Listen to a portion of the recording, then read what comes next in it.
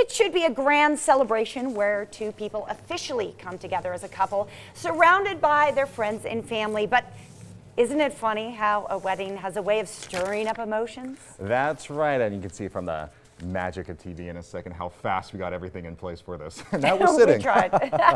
And not just for the couple, but all involved. So here to show us how really to handle the emotions of your family, in-laws, and more is couple and family therapist. That is Amy Hashke. Good morning. Good morning. Hi, welcome. Thank you. So good to be back. I'm excited to be able to talk to you because this is the first time I've worked with you. Yes, And Micah. so really from the get-go, I'm very intrigued to pick your mind really, because when it comes to seating, that was one of our big questions that we were talking about earlier. Oh, How do you plan that out without hurting people's feelings? It might be impossible, but you have to remember that couples go into this thinking that everything means something. So a seating arrangement can be very symbolic, but the reality is somebody has to be at table 2 and someone has to be at table 20. So we have to take a little bit of the emotion out of it. And one of the new trends is having your wedding party be dispersed throughout the venue so that everyone feels a part of the action. And you can also take table numbering, do away with that, and name your tables. Perhaps a couple loves to travel. That's a good idea. And you label the table by their destinations. So that's a terrific idea. I should have done that. I'll have to do it for my future. Yeah, exactly. You know, it's funny, at my wedding, Amy, I really felt like a host.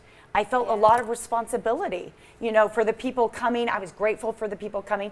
I also learned that it's not just about my family, it's about my husband's family, and I was the person to welcome them in, right? Do you have any advice for that dynamic? I think it has to be a couple effort, and the role shouldn't necessarily fall on one partner versus the other. Yes. So one of the most important skills that a couple can work out in this scenario is to employ mindfulness. And that is simply being aware of the thoughts and feelings of yourself, your partner, and those with whom you're engaging in this really special day. When it comes to mindfulness, do you need to be sensitive depending on who's getting married? If it's a man and woman, if it's two men, if it's two women, are there different kind of like scenarios you have to play and factor a little bit?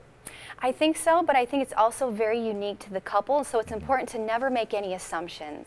But one of the areas where we might see this come up is in the way of wedding traditions, and just being mindful that people are now changing the script on things. So there might be a bouquet toss, there might not be a mother-son dance, and just being open and reflective of the couple and allowing their unique identity to come forth on their day. You know, you're so right, because a lot of traditions are falling away, rather. And I think you have to attend each celebration kind of with an open mind. Absolutely. And at its best, like a lot of, you know, the whole concept of a wedding, of a union is being recreated. And that's a great opportunity. For those very unconventional weddings, because I know like in my mom's generation, there's like a way you do things. It's not so much the way anymore. In an unconventional wedding, is there a way to pull one off with panache? I think so, and it just depends on how, first of all, what you identify as being unconventional, right? Because that's different for everyone. Yeah. But I think whatever you're bringing in, do it with confidence. Because I think that energy, when you really embrace who you are and the type of wedding that you want to have, that energy will be reflected toward your audience. And at the end of the day, it's all about keeping a good sense of humor. For those, especially who may not have one, it's important for the couple to really have that. And just to have fun and be lighthearted and enjoy it. It's about the couple.